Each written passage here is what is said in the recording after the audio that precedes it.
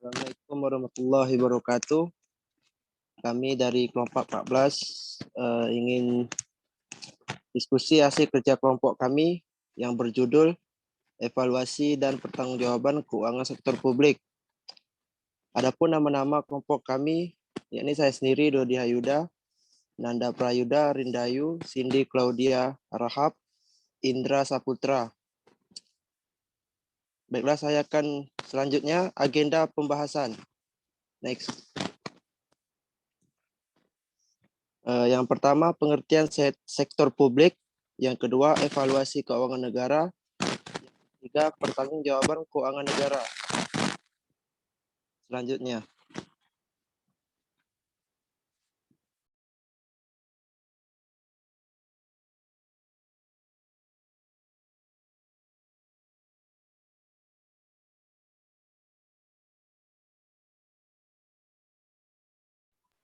Oke, selanjutnya pengertian sektor publik.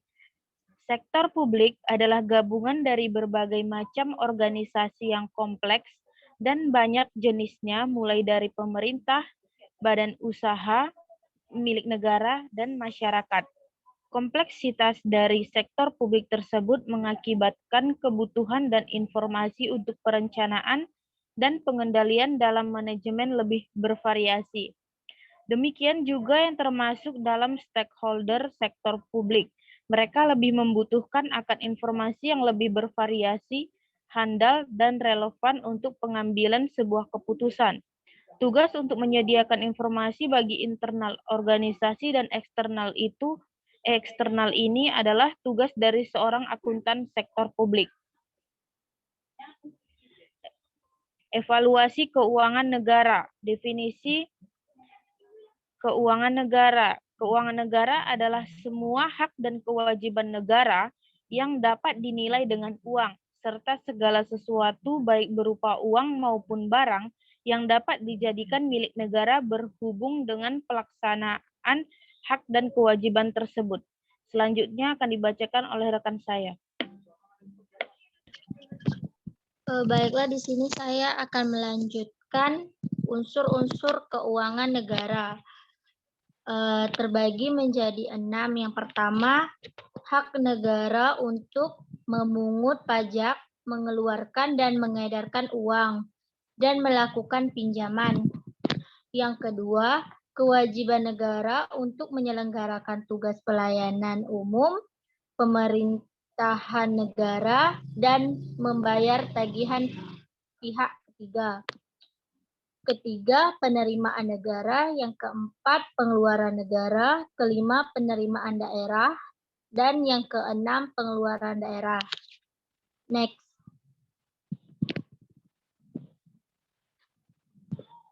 Penanggung-jawaban keuangan negara. Pertanggungjawaban negara adalah kewajiban pemerintah untuk melaksanakan pengelolaan keuangan negara secara tertib, taat pada peraturan perundang-undangan, efisien, ekonomis, efektif, dan transparan, dengan memperhatikan rasa keadilan dan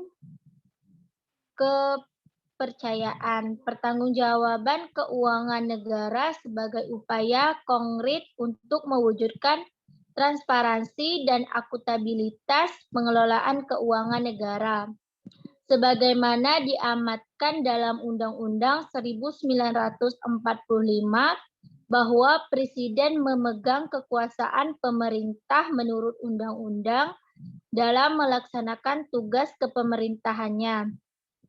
Presiden dalam hal ini memerlukan dana untuk pembiayaan dalam bentuk APBN.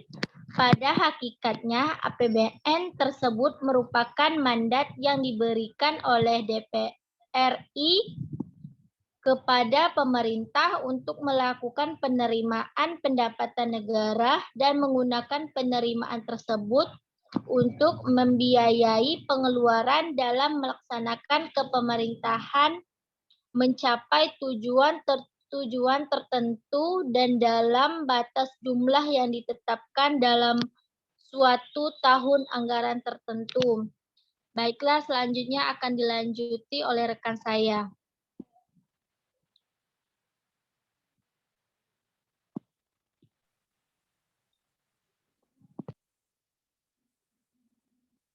Terima kasih.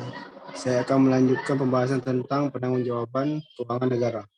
Bentuk dan isi laporan penanggung-jawaban pelaksanaan APBN disusun dan disajikan sesuai standar akuntansi pemerintahan bagaimana ditentukan dalam Pernyataan Standar Akuntansi Pemerintahan atau PSAP yang disusun oleh komite yang independen, yaitu Komite Standar Akuntansi Pusat dan Daerah, dan ditetapkan dalam peraturan pemerintah setelah terlebih dahulu mendapat pertimbangan dari Badan Pemerintah Keuangan.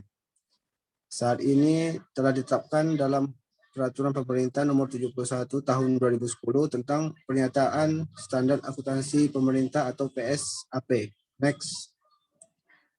Tujuan laporan keuangan sesuai dengan Peraturan Pemerintah Nomor 71 Tahun 2010 adalah untuk penyajian informasi yang bermanfaat bagi para pengguna dalam menilai akuntabilitas dan membuat keputusan ekonomi, sosial, maupun politik dengan A. Menyediakan informasi tentang sumber, alokasi, dan penggunaan sumber daya keuangan.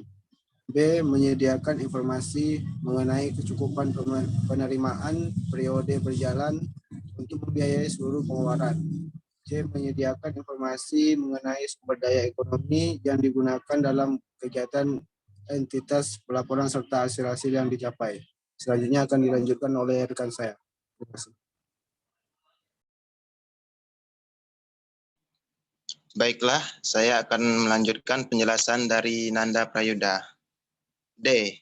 Menyediakan informasi mengenai bagaimana entitas pelaporan mendanai seluruh kegiatan dan mencakupi kebutuhan kasnya. E. Menyediakan informasi mengenai posisi keuangan kondisi entitas pelaporan berkaitan dengan sumber-sumber penerimaannya, baik jangka pendek maupun jangka panjang, termasuk yang berasal pungutan pajak dan pinjaman. F.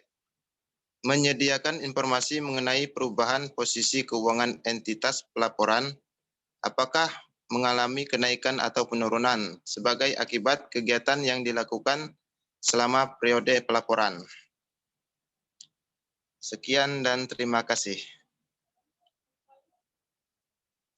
Baiklah, itu saja yang dapat kelompok kami jelaskan. Kalau ada kata-kata yang salah, kami mohon maaf.